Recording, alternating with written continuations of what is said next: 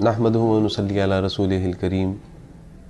اعوذ باللہ من الشیطان الرجیم بسم اللہ الرحمن الرحیم۔ اللہ سبحانہ و تعالیٰ نے انسان کو ایسی ساخت پر پیدا کیا ہے کہ اس کرۂ ارض پر بسنے والا ہر انسان خوش ہونا چاہتا ہے، ہنسنا مسکرانا چاہتا ہے، لہٰذا قدرت نے اس کی اس فطرت کو سمجھتے ہوئے اس کو خوشیاں منانے کے، خوش ہونے کے حوالے سے مختلف مواقع فراہم کیے ہیں، مگر حدود اللہ کے دائرہ کار میں رہتے ہوئے۔ مگر حضرت انسان کا معاملہ یہ ہے کہ جہاں اس نے اللہ سبحانہ و تعالیٰ کے دیے ہوئے مذاہب، ان کی کتابیں، ان کے صحائف وہ اس کے ہاتھوں سے نہ بچ سکیں، تو وہاں پر یہ عید اور تہوار کیا معنی رکھتے ہیں۔ میرا تعلق چونکہ پہلے عیسائی گھرانے سے تھا، اللہ سبحانہ و تعالیٰ نے اپنے دین کے لیے قبول کیا، اور میں چاہتا ہوں کہ جو میری تحقیقات ہیں، جو میری ریسرچ ہیں، جو میرا مطالعہ ہے، آپ حضرات کو بھی اس سے آگاہ کروں۔ آج ہم کرسمس کے حوالے سے بات کر رہے ہیں۔ کرسمس دو الفاظ کا مجموعہ ہے، کرائسٹ اور میس۔ کرائسٹ مین مسیح علیہ الصلوۃ والسلام، اور میس جمع ہونے کو، اکٹھے ہونے کو کہتے ہیں، یعنی کہ مسیح علیہ الصلوۃ والسلام کے لیے جمع ہونا، مسیح علیہ الصلوۃ والسلام کے لیے اکٹھا ہونا، جس کو ہم عید میلاد المسیح بھی کہتے ہیں۔ میلاد المسیح کے نام سے یہ جانا اور پکارا جاتا ہے۔ یہ لفظ کرسمس 4 صدی میں پہلی بار سننے میں آیا، جبکہ اس سے پہلے اس کا کہیں کوئی ثبوت نہیں ملتا۔ پوری دنیا میں اس کو مختلف ناموں سے لکھا اور پکارا جاتا ہے، جیسے نوٹوئی، یول ڈے، نوائر ڈے،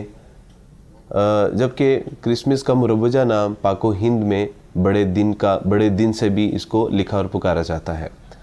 مسیحیوں کے نزدیک بائبل کو ایک اہم مقام حاصل ہے، اور اس میں سے بھی جو عہد نامہ جدید ہے، نیا عہد نامہ، وہ مسیحیوں کے نزدیک بڑا اہم اور اس کی ایک بڑی جو ہے وہ عظمت ہے۔ مگر افسوس طلب بات یہ ہے کہ وہ مسیح علیہ الصلوۃ والسلام کے یوم پیدائش کے حوالے سے بالکل خاموش ہے، اس سے کوئی جو ہے وہ ہمیں ثبوت نہیں ملتا، ماں سوائے چند اشارہ جات کے۔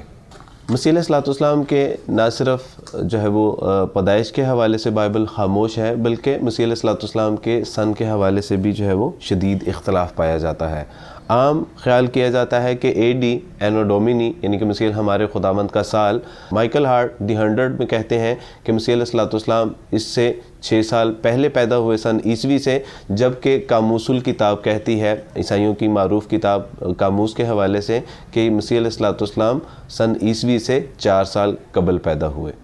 پیدائش کا دن منانے کے حوالے سے جو مسیحی عوام میں اختلاف پایا جاتا ہے، اس سے ہمیں اس بات سے بھی اندازہ ہوتا ہے کہ کیتھولک اور پروٹیسٹنٹ اس کو 25 دسمبر کو مناتے ہیں، آرتھوڈوکس اس کو 6 جنوری کو مناتی ہے، جبکہ ارمینیا کی کلیسیا 19 جنوری کو مناتے ہیں۔ قاموس الکتاب میں یہ عبارت تحریر ہے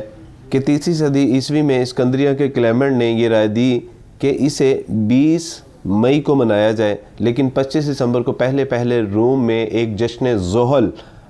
جو کہ ایک سیچرنلیا کے نام سے جانا جاتا تھا، رومیوں کا ایک بڑا تہوار تھا۔ اس روز خوب رنگ رلیاں بھی منائی جاتی تھیں، جو کہ سورج کے راس الجدی پر پہنچنے کے موقع پر جو ہے وہ منایا جاتا تھا۔ اس جو